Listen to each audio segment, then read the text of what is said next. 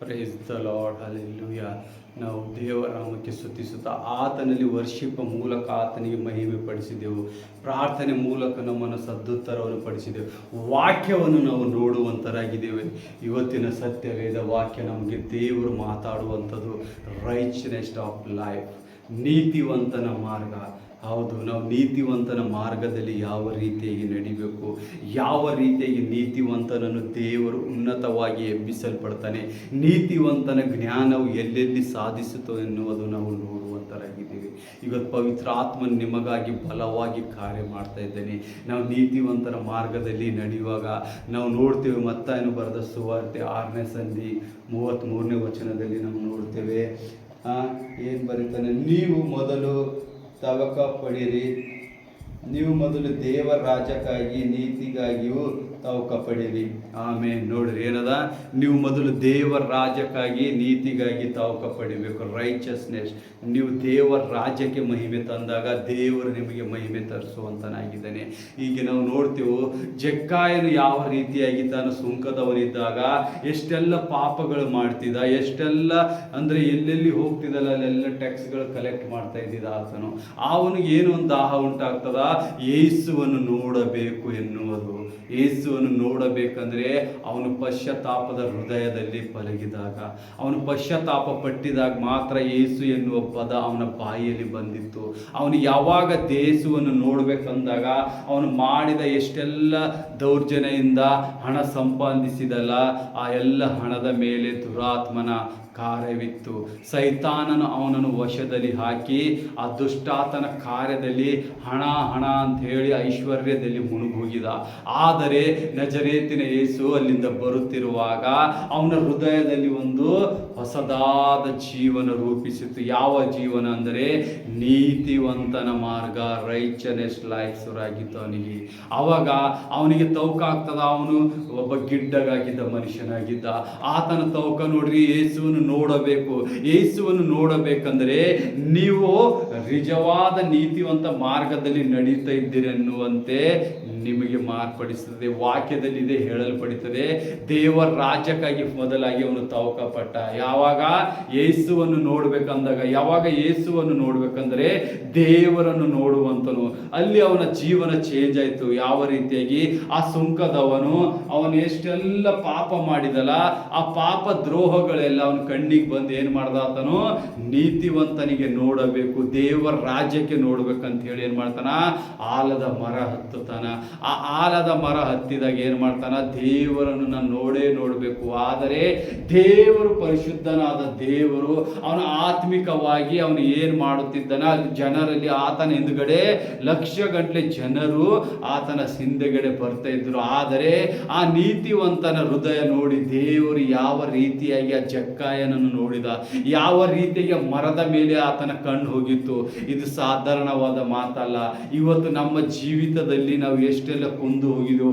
ಎಲ್ಲೋ ಪಾಪದಾಗ ಬಿದ್ದಿರ್ಬೋದು, ಸಾಲದಲ್ಲಿ ಬಿದ್ದಿರ್ಬೋದು, ವ್ಯಭಿಚಾರದಲ್ಲಿ ಬಿದ್ದಿರ್ಬೋದು. ದುರಾತ್ಮ ನಿಮಗೆ ಇಲ್ಲದಾರದಂತ ಒಂದೊಂದು ಸಮಯದಲ್ಲಿ ತುಳುಕಿಸುತ್ತಾ ಇದ್ದಾನೆ. ಅವನು ನಿಮ್ಮಲ್ಲಿ ತುಳಿಯುತ್ತಾ ಇದ್ದಾನೆ. ನಿಮ್ಮ ತಲೆ ಮೇಲೆ ನಿಂತು ನಿಮ್ಮನ್ನು ದಿನನಿತ್ಯ ತುಳಿಯುತ್ತಾ ನೀವೇನಾಗ್ತಾ ಇದ್ದೀರಿ, ಪಾಪದಲ್ಲಿ ಹೆಚ್ಚಾಗಿ ದಹಿಸಿ ಏನಾಗ್ತದೆ, ಒಂದು ದಿವಸ ಮರಣಕ್ಕೆ ತುತ್ತಾಗುತ್ತೇವೆ.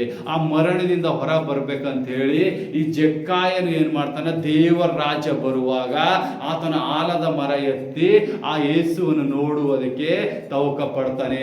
ಅವನಿಗೆ ಎಲ್ಲಿಂದ ತವಕ ಬಂತು? ಆ ನೀತಿವಂತನಾಗುವುದಕ್ಕೆ ಅವನಿಗೆ ಎಲ್ಲಿಂದ ಶ್ರಮೆ ಬಂತು? ದೇವರ ಮಾಕಿಂದ. ಆತನು ಮಾಡುವ ಒಂದೊಂದು ಅದ್ಭುತ ಕಾರ್ಯಗಳು, ಆತನು ಪಾಪಿಗಳ ಜೊತೆ ಇರ್ತಾನೆ. ಪಾಪಿಗಳಿಗೂ ನ್ಯಾಯ ಇದೆ, ಪಾಪಿಗಳಿಗೂ ಇಷ್ಟಪಡುವಂತ ಒಬ್ಬ ವ್ಯಕ್ತಿ ಇದ್ದಾನೆ.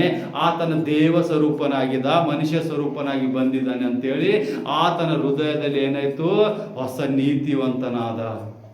ಅವನ ಹಳೆ ಜೀವಿತ ಎಷ್ಟೆಲ್ಲ ಅವನು ಗಳಿಸಿದೆಲ್ಲ ಸಂಪತ್ತಲ್ಲಿ ಏನು ಮಾಡ್ತಾನ, ದೇವರು ಸಿಕ್ಕಿದಾಗಂತನ ನಾನು 4ರಷ್ಟು ಪಟ್ಟು ಹಿಂದಕ್ಕೆ ಕೊಡ್ತೇನೆ. ಯಾರಿಂದ ಒತ್ತಾಯದಿಂದ ನಾನು ತೆಗೆದುಕೊಂಡಿದ್ದ ಹಣವೆಲ್ಲ 4ರಷ್ಟು ಹಿಂದಕ್ಕೆ ಕೊಡುತ್ತೇನೆ.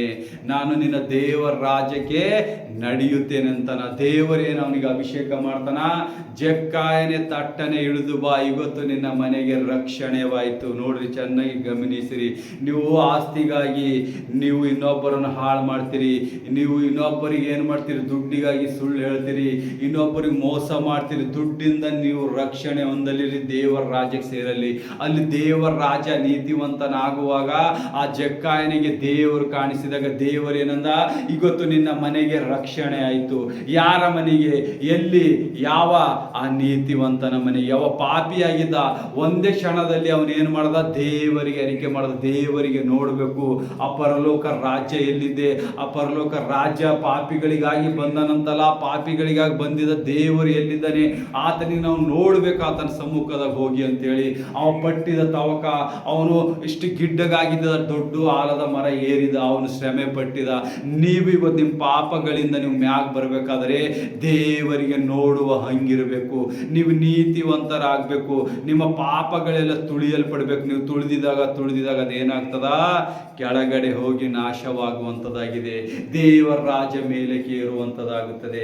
ಇವತ್ತು ನಿಮ್ಮ ಮನೆಯಲ್ಲಿ ಕಷ್ಟಗಳು, ಚಿಂತೆಗಳು, ಹಿಂಸೆಗಳು, ನಿಮಗೆ ₹1 ಇರಲಾರದಂತೆ ಆ ಸೈತಾನನು ಕಾರ್ಯ ಮಾಡ್ತಾ ಇರಬಹುದು.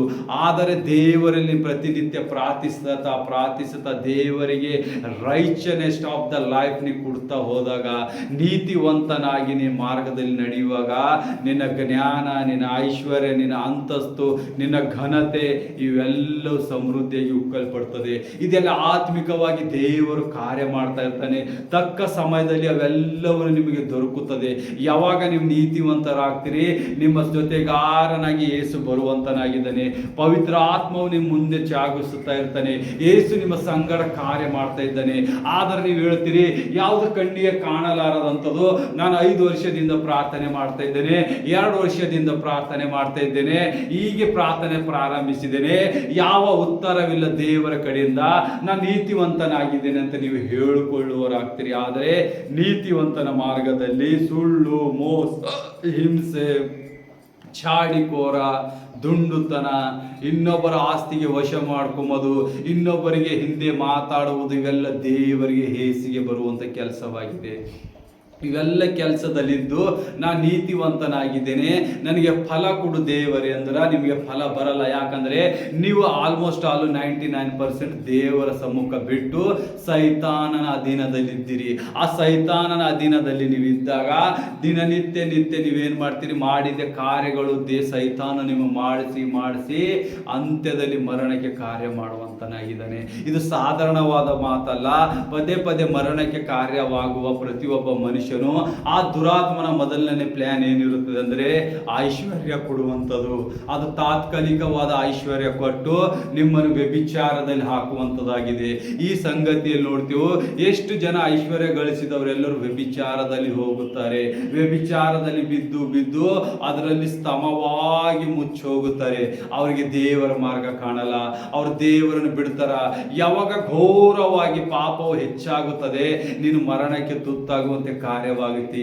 ನಿನ್ನಲ್ಲಿದ್ದ ಆ ನೀತಿವಂತನ ಹೃದಯವು ಕಾಣುವುದಿಲ್ಲ, ಆ ನೀತಿವಂತನ ಆತ್ಮವು ಹೊರಗೆ ಬರುವುದಕ್ಕೆ ತುಂಬಾ ಕಷ್ಟ ಆಗುತ್ತಿದೆ. ಅದರಿಂದ ಒಂದೇ ಕಾದಿದೆ, ನಿಮಗೆ ಹೊರಗೆ ಬರಬೇಕಾದರೆ ಉಪವಾಸ ಪ್ರಾರ್ಥನೆ ಮಾಡಬೇಕು, ದೇವರಿಗೆ ಮೆಚ್ಚುಗೆ ಆಗುವ ಕಾರ್ಯಗಳು ಮಾಡಬೇಕು. ಇವೆಲ್ಲ ಮಾಡಿದಾಗ ಮಾತ್ರ ನೀವು ದೇವರ ರಾಜ್ಯಕ್ಕೆ ಸೇರುವಂತರಾಗಿದ್ದೀರಿ. ಜಕ್ಕಾಯನು ಯಾವ ರೀತಿಯಾಗಿ ತನ್ನನ್ನು ತಾನು ನೀತಿವಂತನಾಗಿ ಮಾಡಿಸ್ಕೊಂಡ, ಯಾವಾಗ ದೇವರ ರಾಜ್ಯ ಯೇಸು ಕ್ರಿಸ್ತನ ಮಾರ್ಗವಾಗಿ ಹೋಗುವಾಗ ಆತನನ್ನು ನೋಡಿ ಆತನಿಗೆ ತವಕ ಪಟ್ಟಿದಾಗ ಆತನೇನಾದ ಶುದ್ಧನಾದನು, ಆತನ ಮನೆಗೆ ರಕ್ಷಣೆ ಆಯಿತು. ಇವತ್ತು ನಿಮ್ಮ ಮನೆಗೂ ರಕ್ಷಣೆ ಆಗ್ತದ. ಏನೇನು ಪಾಪದಿಂದ ಸಂಪಾದಿಸ್ತಾ ಇದ್ದೀರಿ ಅದೆಲ್ಲ ಬಿಟ್ಟು ಬಿಡ್ರಿ, ಯೇಸುವಿಗೆ ಮೊರೆ ಹೋಗಿರಿ, ಯೇಸುವಿನ ಮುಖಾಂತರ ನಡೆಯಿರಿ, ಯೇಸುವಿನ ಕಾರ್ಯದಲ್ಲಿ ನಡೀರಿ. ನಿಮ್ಮ ಮನೆ ಯಾವ ರೀತಿಯಾಗಿ ಉಕ್ಕುತ್ತದೆ, ಯಾವ ರೀತಿಯಾಗಿ ಅಭಿವೃದ್ಧಿ ಆಗುತ್ತದೆ, ನಿಮ್ಮ ಮಕ್ಕಳಲ್ಲಿ ಅಭಿವೃದ್ಧಿಗಳು ಬರ್ತವೆ, ನಿಮ್ಮ ಸಂತಾನಗಳು ಒಂದು ಏನೈತರ ಶ್ರೇಷ್ಠವಾದ ಪೊಸಿಷನ್ ಅಲ್ಲಿ ನಿಲ್ಲುವಂತರಾಗಿದ್ದಾರೆ. ಯಾಕಂದ್ರೆ ನೀವೇ ನೀತಿವಂತರಾಗಿಲ್ಲ ಅಂದ್ರೆ ನಿಮ್ಮ ಮಕ್ಕಳು ನೀತಿವಂತರಾಗುವುದಿಲ್ಲ. ನಿಮ್ಮಲ್ಲಿ ಒಂದು ಬಲವಾದ ಕಾರ್ಯವಿಲ್ಲ, ನಿಮ್ಮ ಹತ್ರ ಯಾವುದೇ ಶ್ರಮೆ ಇಲ್ಲ. ನಾವು ಯೇಸುವಿಗೆ ನಾನು ಸಮರ್ಪಣಿಸ್ತೇನೆ, ನನ್ನ ಆತ್ಮ ನಾನು ಏನೇ ಮಾಡಿದ್ರೆ ಯೇಸುವಿನ ಸಮ್ಮುಖದಲ್ಲಿ ಮಾಡ್ತೀನಿ ಅಂತ ಹೇಳಿ ನೀವು ಎಲ್ಲಿವರೆಗೆ ಯೇಸುವನ್ನು ಹೃದಯದಲ್ಲಿ ಅಂಗೀಕರಿಸುವುದಿಲ್ಲ, ನಿಮಗೆ ರಾಜ್ಯ ಸಿಗುವುದಿಲ್ಲ, ನೀವು ರಾಜ್ಯದಲ್ಲಿ ಪಾಲಾಗುವುದಿಲ್ಲ, ಸೈತಾನನ ಮಾರ್ಗದಲ್ಲಿ ಹೋಗ್ತೀರಿ. ನೀವು 120 ವರ್ಷ ಬದುಕುವಂತರು 50 ವರ್ಷ 60 ವರ್ಷದಲ್ಲಿ ಅರ್ಧ ಜೀವನ ಮಾಡುವಂತರಾಗಿದ್ದಾರೆ. ಯಾಕಂದ್ರೆ ದುಷ್ಟಾತ್ಮನು ನಿಮ್ಮ ಆತ್ಮಗಳಿಗೆ ವಶ ಮಾಡಿಕೊಂಡು ಮರಣಕ್ಕೆ ತುತ್ತು ಮಾಡುವಂತನಾಗಿದ್ದಾನೆ. ಅದಕ್ಕಾಗಿ ಎಲ್ಲರೂ ನೀತಿವಂತರಾಗಿ ಯೇಸುವಿನ ಮಾರ್ಗದಲ್ಲಿ ನಡೆಯುವುದೇ ಒಳ್ಳೆ ಉತ್ತಮ. ದೇವರ ಈ ವಾಕ್ಯ ನಿಮಗೆ ಕೊಟ್ಟಿದ್ದಕ್ಕಾಗಿ ಸ್ತೋತ್ರ. ಆಮೇನ್, ಆಮೇನ್.